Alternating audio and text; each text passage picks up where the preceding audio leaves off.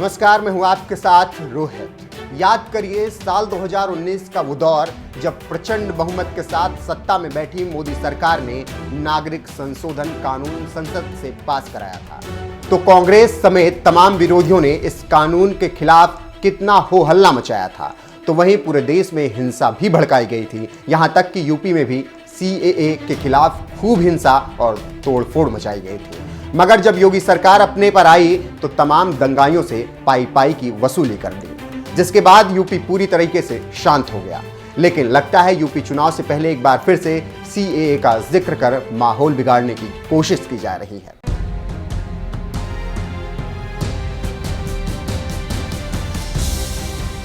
देश के प्रधानमंत्री नरेंद्र मोदी ने कुछ ही दिनों पहले तीनों विवादित कृषि कानूनों को वापस लेने का ऐलान किया था। इस दौरान खुद पीएम मोदी ने भावुक होते हुए हाथ जोड़कर माफी भी मांगी थी। मैं आज देशवासियों से क्षमा मांगते हुए सच्चे मन से और पवित्र हृदय से कहना चाहता हूं कि शायद हमारी तपस्या में ही कोई कमी रही होगी, जिसके कारण दिए के प्रकाश जैसा सत्य कुछ किसान भाइयों को हम समझा नहीं पाए। आज गुरु नानक देव जी का पवित्र प्रकाश पर्व है। ये समय किसी को भी दोष देने का नहीं है। आज मैं आपको, पूरे देश को ये बताने आया हूं कि हमने 3 कृषि कानूनों को वापस लेने का, रिपील करने का निर्णय लिया है। जब से कृषि कानूनों को वापस लिया गया है, देश में CAA कानून की वापसी को लेकर भी माहौल बनने लगा है।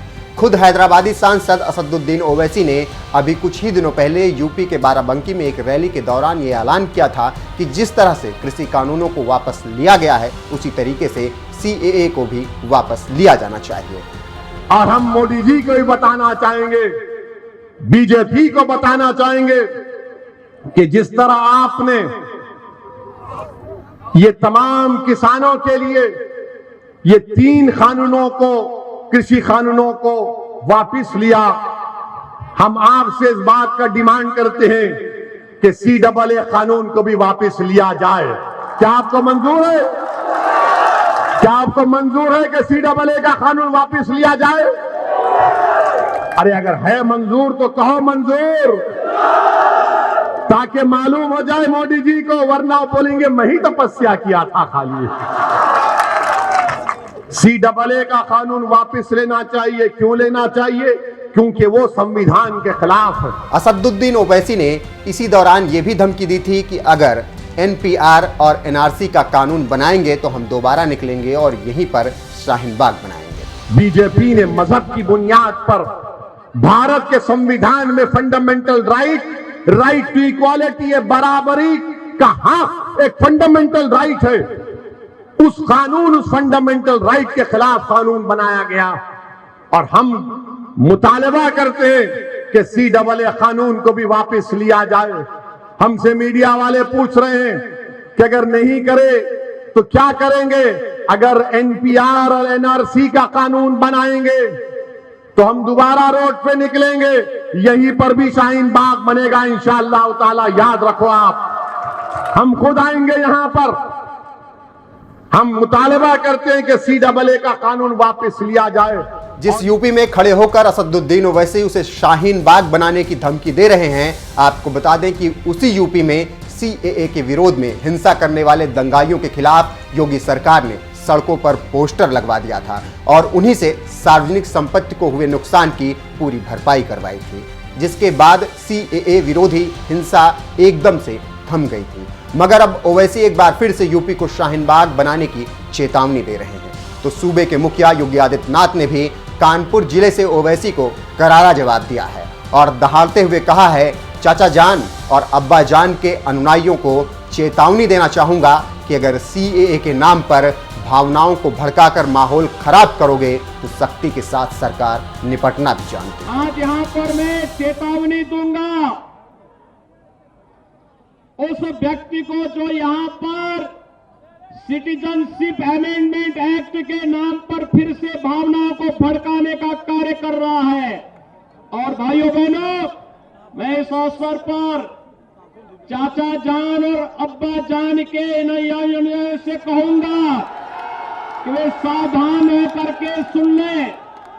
अगर प्रदेश की भावनाओं को भड़का करके माहौल खराब करोगे तो फिर सख्ती के साथ सरकार निपटना भी जानती है।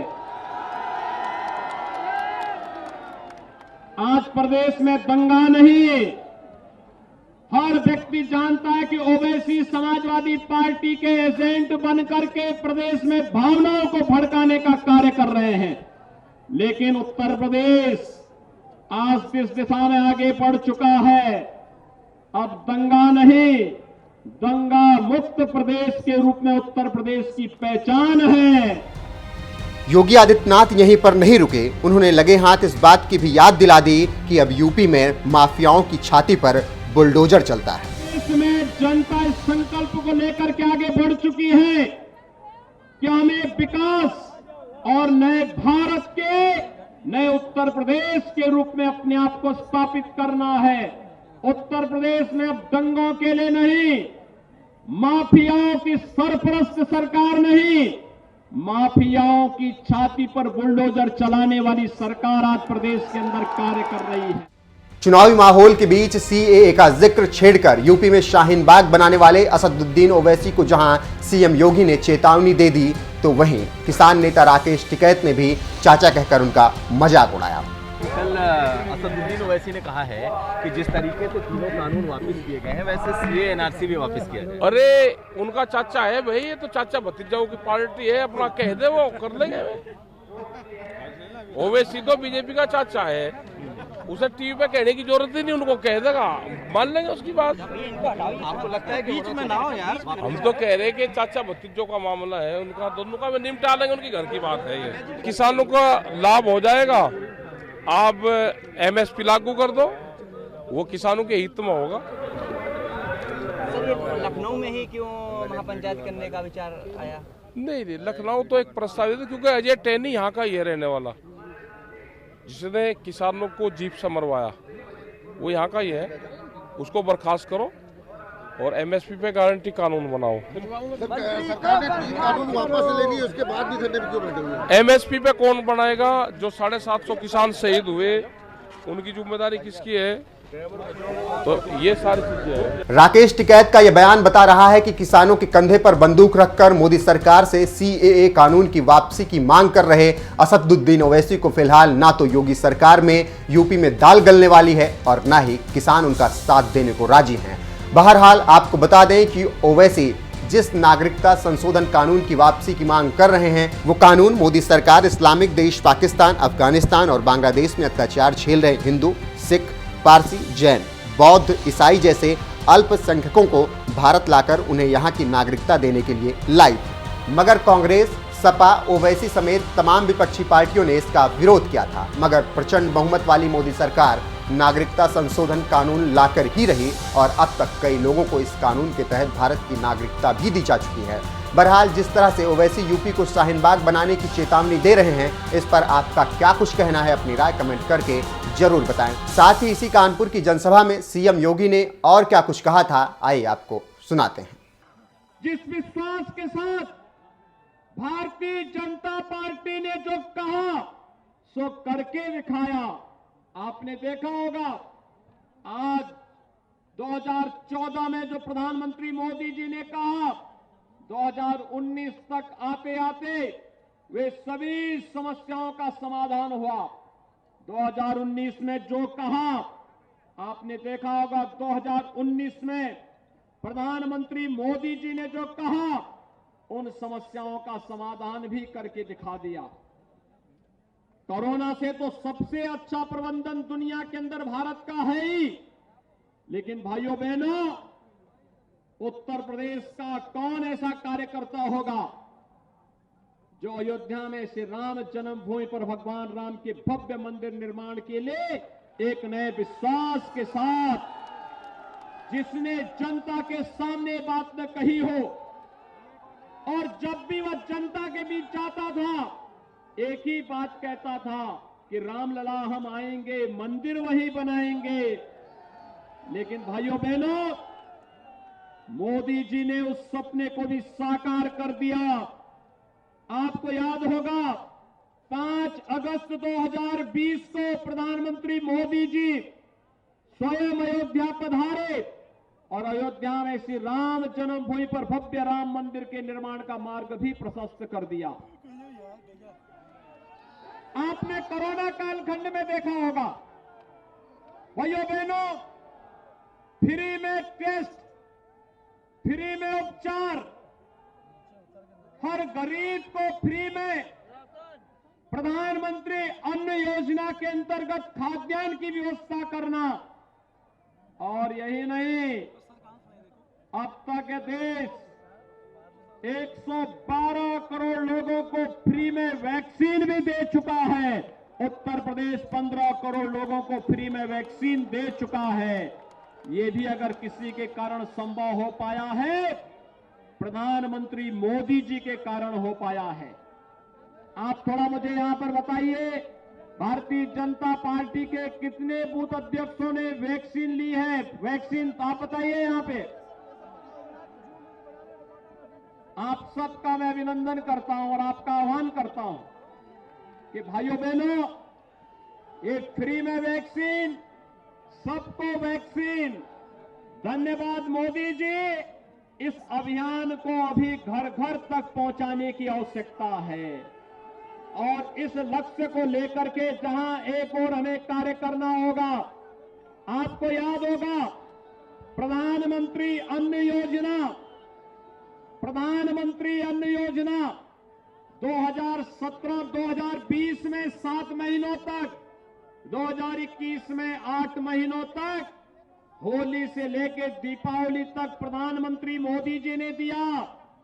और भाइयों बहनों, दीपावली से होली तक प्रधानमंत्री अन्न योजना को प्रदेश सरकार ने कहा है हम प्रदेश के 15 करोड़ गरीबों तक फ्री में इस राशन की सुविधा को उपलब्ध करवाने का कार्य करेंगे। भाइयों बहनों, आप याद करिए, 15 करोड़ लोगों को फ्री में खाद्यान्न, अंत्योदय कार्ड धारक को 35 किलो फ्री में खाद्यान्न मिलेगा, गेहूं या चावल। लेकिन साथ साथ 1 किलो दाल, 1 किलो खाद्य तेल, 1 किलो चीनी और 1 किलो नमक भी राज्य सरकार अलग से उपलब्ध करवाने का कार्य करेगी। संकट का साथी कौन? भारतीय जनता पार्टी। कौन है संकट का साथी? जब भारतीय जनता पार्टी लोक कल्याणकारी कार्य कर रही है, विकास के बड़े बड़े कार्य कर रही है, सुरक्षा का बेहतर वातावरण बना रही है, तो संकट का साथी जब भाजपा है तो वोट पाने का अधिकारी भी। और यही तो हमें कह के जाना है। भाइयों बहनों, प्रदेश में 2017 के पहले हर तीसरे चौथे दिन दंगे होते थे।